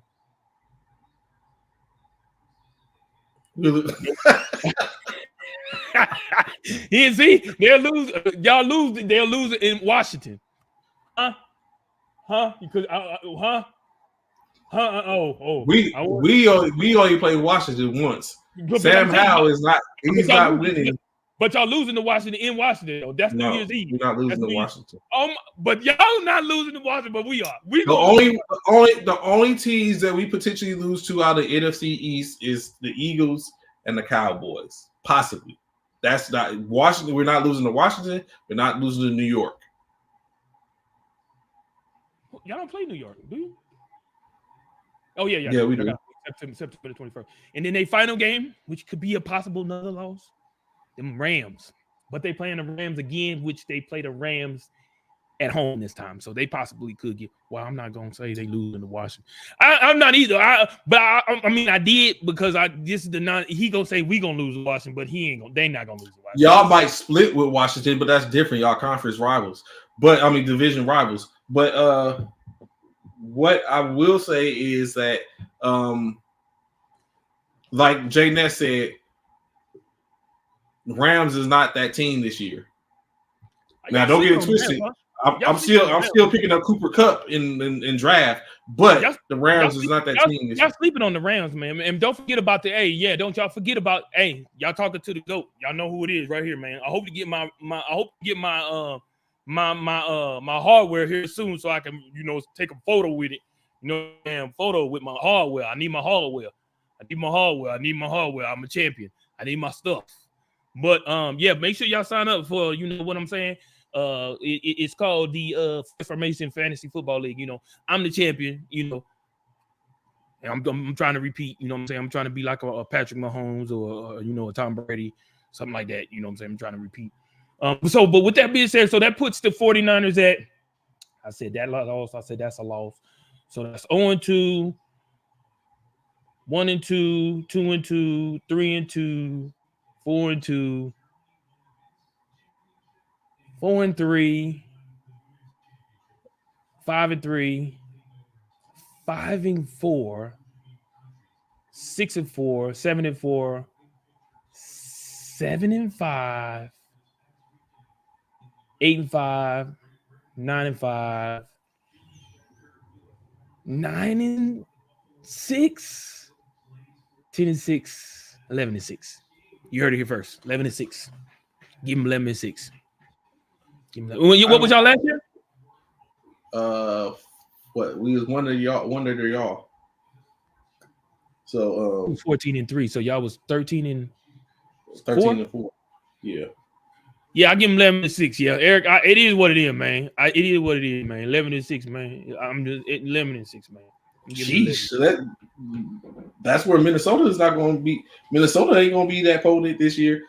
I don't say that because Minnesota. Like, I believe that Minnesota can play potentially, but I just think the division is going to be too mixed. Yeah, let me see what they got. So they got the Bucks. They'll win that game. If Vikings win that game, then they got us. That's out. They out to that. That puts them 1-1. They'll beat the Chargers. That'll put them 2-1. They'll beat the Panthers. That'll put them 3-1. You think they're gonna beat the Chargers? Yeah, they'll beat the Chargers in Minnesota. Oh no, in Minnesota. I don't think they beat the Chargers. Yeah, they'll beat the Chargers in Minnesota. In Minnesota. If it was in San Diego, it might be something different. But they in LA. I mean LA. It'd be something different. They'll beat the Panthers on the road. They'll beat the Panthers on the road. The Chiefs is gonna give them a problem, even though they playing at home. But the Chiefs gonna give them a problem. I don't know what the Bears gonna be this season. I'm really looking forward to seeing it. I would think they would. I would give them a split in between Chicago and Minnesota. A split on the season. I don't know the Vikings game. I mean the 49ers game. That's the game I was saying. The 49ers is on the road, so the Packers. That's gonna be a good game between the Vikings and the Packers because, like we talked about Jordan Love. Quay said I could beat the Minnesota Vikings. Falcons. They'll beat the Falcons. They'll beat the Saints. They'll beat the Broncos. I don't know. They'll beat the Saints. You think they beat the Saints? Yeah, they'll beat the Saints. You think Derek Carr is gonna be that dude? Yeah. But they playing the Saints in Minnesota. They're not gonna be that. No. Yeah, they'll beat the Saints. They'll beat the Broncos. They'll beat the Bears the second time for sure in Minnesota. Now the Raiders might give them a problem on the road. The Raiders might give them a problem, and Cincinnati on the road. Ooh. I think they possibly could beat the Raiders, but then Cincinnati they're going to win. They're going to lose to Cincinnati. They're going to lose one of them games. On the road, they're going to either lose the Cincinnati or they're going to lose to Vegas. But one of them they're going to lose to because they're on the road, back to back. Then they got the Lions. They'll beat the Lions. Then they got the Packers. They'll beat the Packers because they got the Packers at home. But then they got the Lions again at home. And everybody's sleeping on the Lions. And y'all seen how the Lions did last year. Don't be surprised. That's a rival. The Lions playing at home. That game right there. So that gives them. So I put them. I'm putting the Vikings. I'm putting the Vikings at 1-1. Are the Vikings winning the division? Ooh. I don't think they're winning the division. I think they might have a winning record, but I don't think they're winning the division, which means they probably might not go to the playoffs. Right. I don't know. They 1-1. They lose. They win the first. They lose the second. Win the third. So 1-1, 2-1, 3-1, 3-2, 4-2. Ooh, that 49ers game. I'm gonna give them that one though. 5-2. Because they play in the 49ers. 6-2, 7-2, 8-2, 9-2. They is not. Hell nah. 10-2, 10-3, 10-4. Stop that. 11-4. Ooh, 12-4. 12-. 5. 12-5. 12-5, but we winning our division because the Lions ain't. So now I would admit last year I did state that Minnesota will be trash. They surprised me. They did their thing. They 12-5. I give them 12-5. You heard it here first. Hell no. 12-5. What were they last year? What were they last year? Oh shit. What is that? I just 12-5. I give them 12-5. What was their record last year? They were let me see.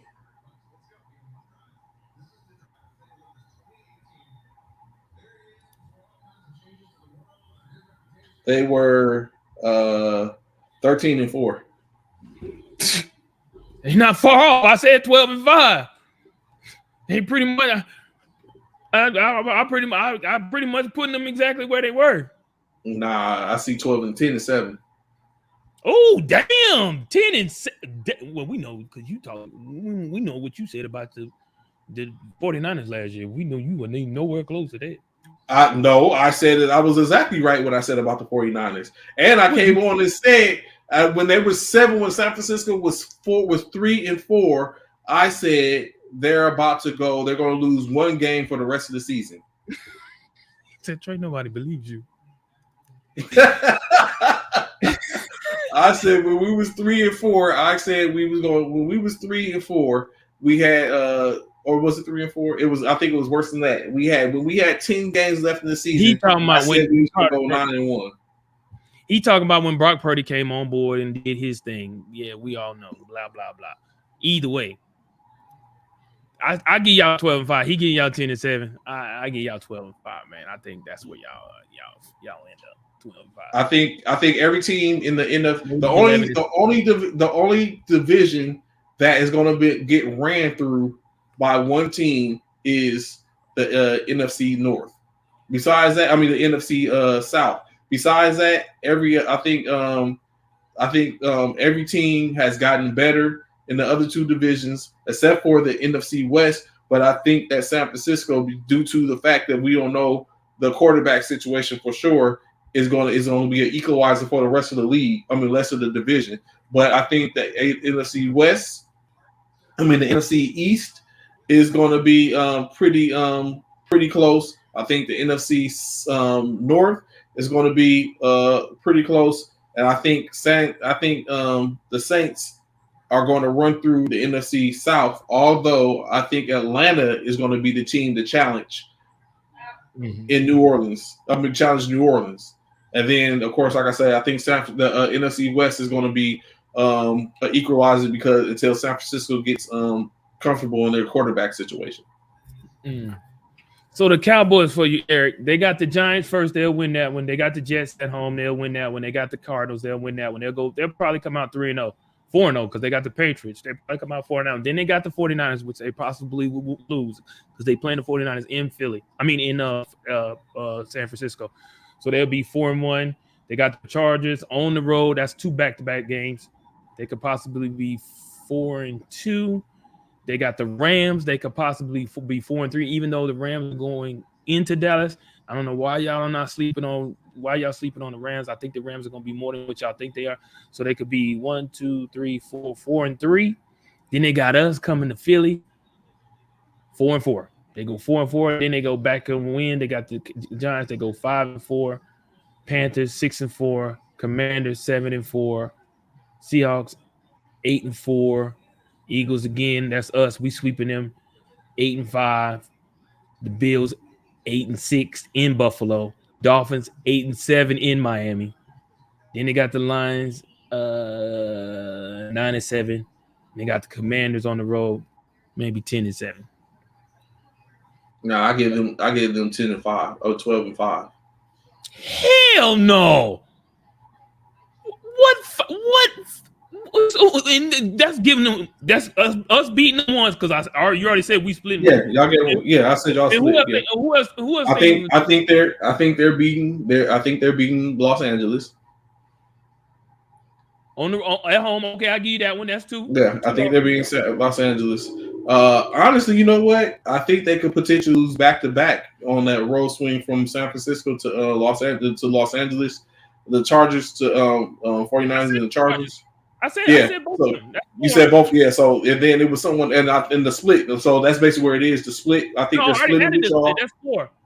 Oh, I thought you did. I already added split because you said. Oh, okay. I thought you said they was losing. So no. So okay. You said the Rams, or no? You said the 49ers and the Chargers, and you said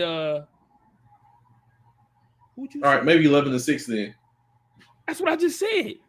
Yeah. Well, no, you said 10 and you said 10 is what's called 11-6. So yeah. So I think 11-6 because I think they're beating the Los Angeles. I think they're beating the Rams. Oh, at home, I got you. Oh, and then you okay? How you know what? I don't know. You know what? I think New York. I think the Giants is going to be y'all bottom feeder this year. But I'm saying this is my thing. So if you say all that, there's no way you got them 11-6. Because are you saying y'all gonna lose to them too? No. Okay, so if you say you all did you say they're sweeping the Giants? Yes. Okay. Yes. Well, I didn't hear that. Okay, so if they're sweeping the Giants, I think they're sweeping the Giants. I think they're going to split with Washington. I think they split with y'all, and I think that they're going to beat the Rams. I said they're going to split Washington last game, but I said they play the Bills and the Dolphins back to back on the road. They're losing both of them games. Yeah, they might. Yeah. They're going to lose both of them games. I don't know. Back to back on the road after first we play them at home, and then they go to Buffalo, and then they go to Miami right after that. Matter of fact, they got the Christmas Eve game against the Dolphins. The Christmas Eve game is in Miami. They might win that primetime game. Hell no, they might win. Not in Miami. Yeah. Nope. Sauce, Applewhite's in the building. Sauce. Nope. What up, fellas? What up? Nope.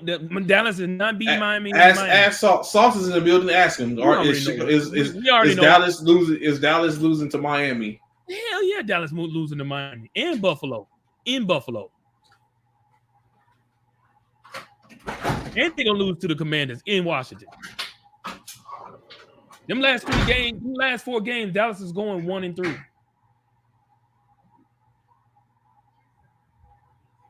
Look, even Chris said them last 3 games. Hell yeah, we knew you was gonna say hell no. Quick is tripping. No, I'm not. Y'all losing. Y'all finna lose. Y'all losing to Miami on the road. Y'all ain't got nobody to stop Tyreek. Nope. And then Buffalo, y'all really, bro. Josh finna tell y'all a whole new frame. Josh finna get a hold of y'all and put y'all in some. Y'all are not winning. See this one. Y'all are not winning the division, bro. As long as y'all got Dak as y'all starter, y'all will not win the division. Y'all will not. Trey, this is coming from the same guy who said that CeeDee Lamb is not their number 1 receiver. But it clearly says, it clearly says who's Dallas's number 1 receiver, Trey, this season coming up? CeeDee Lamb. Thank you. But this guy here said, no, it's not CeeDee. Man, get out of here. Giants went, bro, Wayne, stop. Bro, stop. Daniel Jones is Wayne just trolling, man. Wayne is straight trolling, bro. Hurts' arm strength is about as strong as DeAndre Russell's, right? Wayne is trolling, man. Ain't nobody listening to Wayne. Wayne is straight, y'all losing to the Bills. Dak is playing awful, right? In preseason, that part.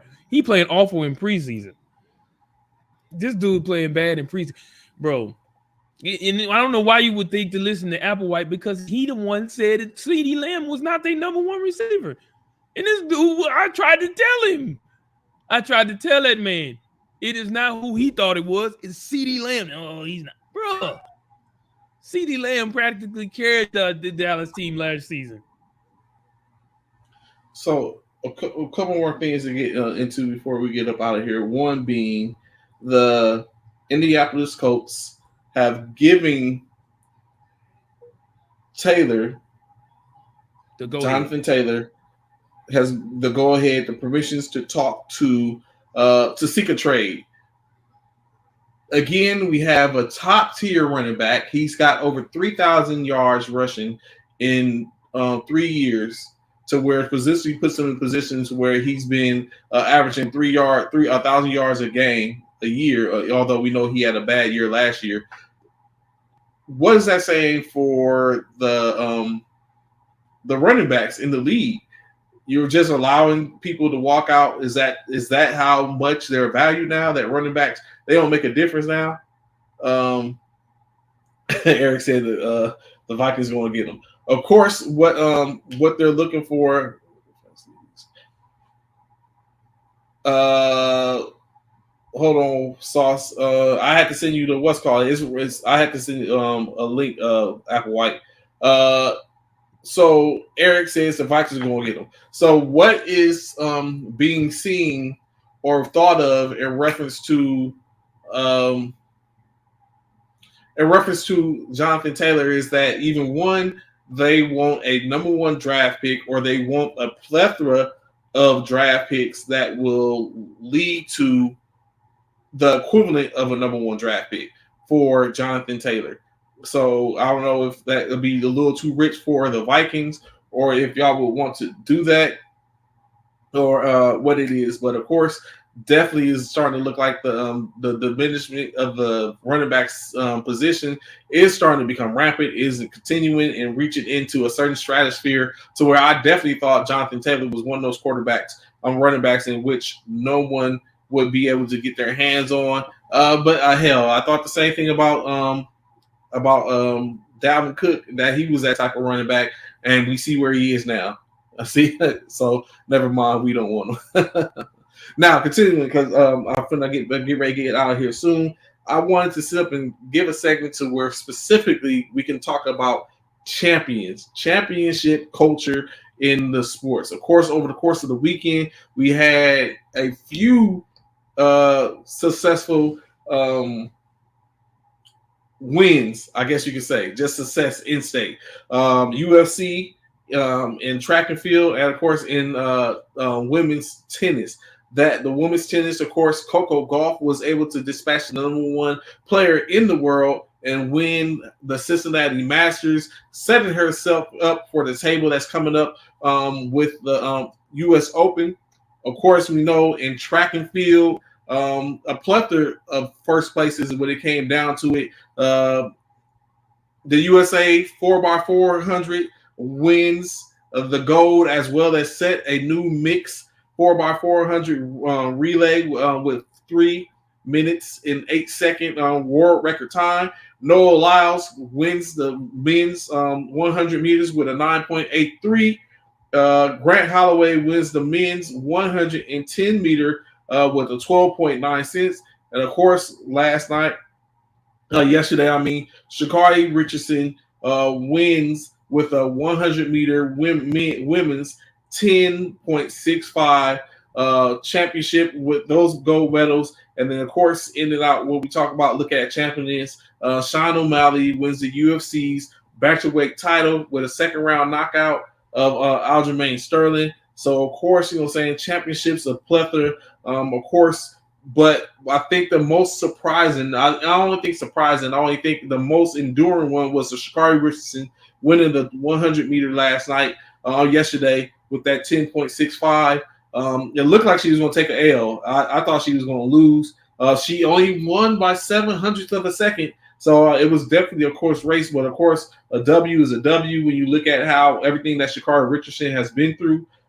So I think that was the most enduring one. Noah Lyles already kind of knew what he was getting into. Now he looks to get a gold in his stronger being the 200. So shout out to those champions without a doubt. They have put forth what it means to earn those championships. Some less than the others. Aljamain was on a tangent running through the UFC bantamweight. O'Malley takes care of him with a right and finishes him. Coco Gauff now yet another, her second title won this year. So she's cleaning it up. They're definitely putting in the work and making it happen.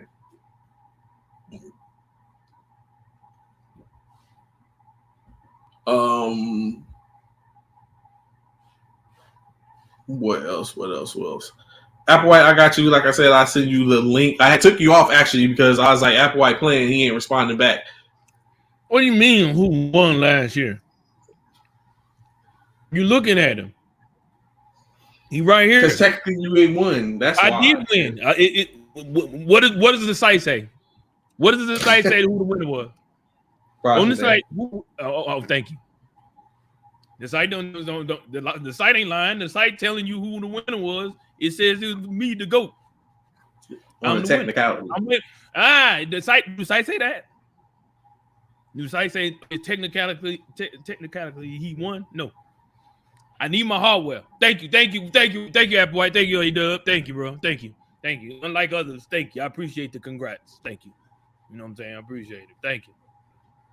Well deserving. I need my Lombardi. I need my Lombardi, whatever you want to call it. I need it, sir.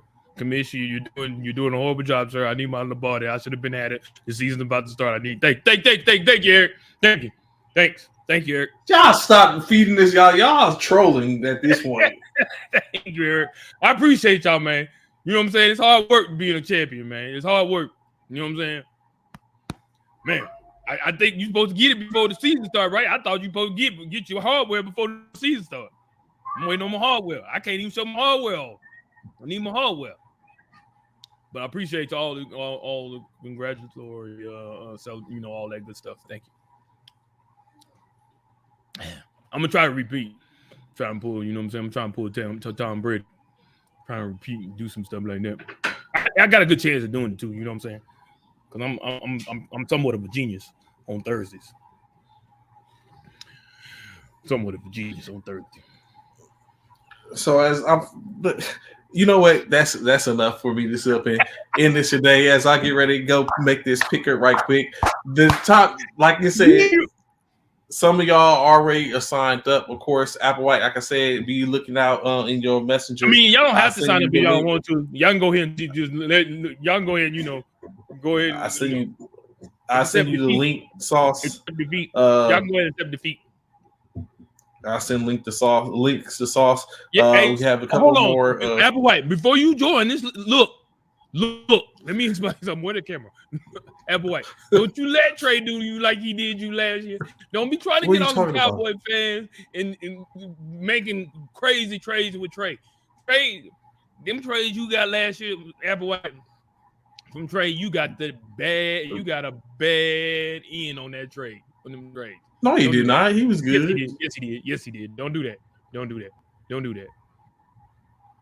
anybody pick anyone from Hey, we know one person we ain't got to worry about, Dalvin Cook. But anywho. So we greatly appreciate rocking with us this morning. Check it out. Y'all know where to find us. Usually, always a little talk here and there. Reach out. Like I said, still got some slots available. Get into the first formation. It'll be the second annual. So you can finally humble this guy that's on sitting to my left because he's on the asterisk currently. Ain't no asterisk. But in-state, show me the asterisk. Show me the asterisk. Show me the asterisk. Show me where the asterisk at, bro. Show me where they put an asterisk by my championship. Anywhere on the thing. Show me, and I'll concede. But if you can't show me no asterisk, sir, give me my just due. And if if Justin Jefferson's available, I'm sure taking him. And then, of course, as we continue, it's getting close. Next Friday? Say again. Ain't the draft next Friday? Up? Yes, I think it is. Yes. Okay. So get it in. A couple of drafts. I got a couple of drafts coming up. But of course, like I said, getting into it, in-state. Before we get up out of here, shout out, of course, like I said, NBA All-Star Game coming up in Oklahoma City at the Oklahoma City University. Some of the best NBA players, military basketball players that are out there. Be sure to catch them all in one place. If you're in or around the Oklahoma City area, that's going to be going down September 16th. So a whole vibe always. As we know, military basketball is revving back up again. Teams out there doing their tryouts, getting their players. I think it's a classic going on. I think it was last weekend or this weekend with 8 teams from in or around the Western area. I know I've seen Luke in one of that as well as Fort Carson. So it's a whole vibe going on. Get me. Greatly appreciate y'all checking out this morning. Trey the Commish, Bish the GOAT, I guess, for now. Ain't no guess. Make sure you know there's not a guess in that. I am the GOAT. I'm the champion. Y'all never forget. GOAT. Greatly appreciate it. We up out of here. Enjoy y'all's week. It's Tuesday. 3 more days, and we back at the weekend again. I holler. Peace.